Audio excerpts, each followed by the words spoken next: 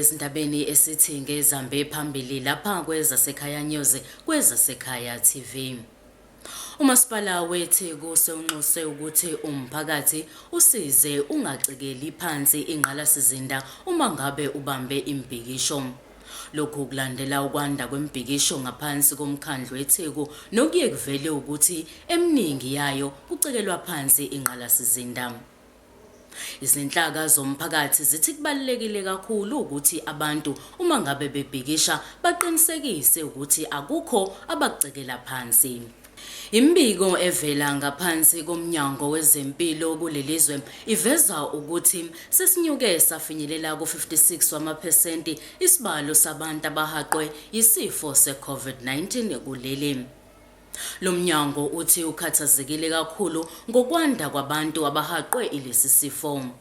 Uphuzo oludakayo kanjalo nokusetshenziswa kwezinye zezidakamizwa kusolakala ukuthi zinomthelela omkhulu ekuthenini kwande lesi sifo. Nokho umnyango usunxuse kakhulu ukuthi abantu mabaqinisekise ukuthi bafaka izimfonyo futhi bayazivocavoca ukuze bagcine imizimba yabo ifudumele ukuvika lesi sifo.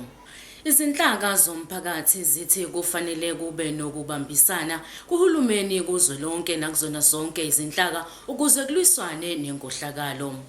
Muva nje iqembu leNkatha Freedom Party kade libambe isithangami sabezindaba nalapho liveze khona imiqulu yenkohlakalo evela ngaphansi kwenhlangano ye-African National Congress.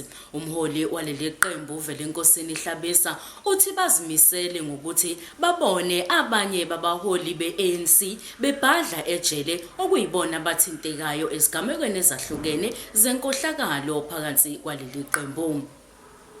Kanti umphakathi uthi sekubalekile ukuthi njengamanje kube khona ukubambisana. Iqembu le-Economic Freedom Fighters liye lamasha endaweni yaseSenegal eFree State. Phakathi kwezinye zezinto ebebekhala ngazo ubandlululo kanjalo nokuhlukunyezwa kwabasebenzi basemaplazini. Kuzokhumbuleka ukuthi kuleya ndawo abalimi baye bamasha baya ezinkantolo nalapho babefuna khona ukuthi omunye wabasolwa osolwa ngokubulala umlimi adedele khona bezozibambela yena mathupha. Izinhlaka zomphakathi zithi lokhu kufanele ukuthi kube yinto uhulumeni azoyisukumela ukuze kuvikeleke wonke umuntu kulelizwe. Lento eyenziwa i-EFF right, siyabonga ukuthi i-EFF iyakwazi ukuthi izame ukulwisana nalento eyenziwa abelungu ngoba kade kwasabeqala usihlukumeza, kade kwasabethatha umhlaba wethu, kade akuyona into yamanje nje ukuthi bahlukumeze. Umongameli uCyril Ramaphosa uye wathula inkulumo yakhe kulelizwe.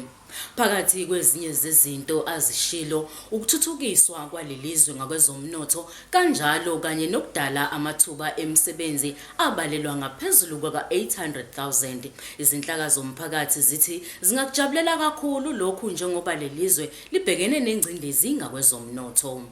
Ake sibheke kwezemidlalo.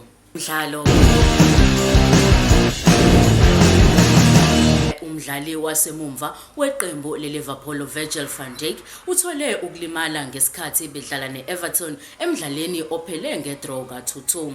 Odokotela basamxilonga nokuzobeke emva kwalokho sebephuma nesinqumo njengoba ke zanda insolo zokuthi ngahle athathe izinyangana eziningana engabonakali enkundleni.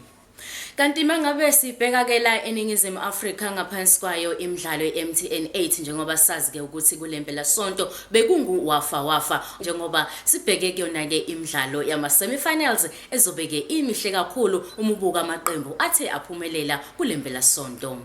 Siyasibeka la izindaba esithi ngezambe phambili kulempela sonto. Uma unodaba ofisa ukuthi sikulandelele lona xhumana nathi kulemniningwano evelayo njengamanje escreenini sakho.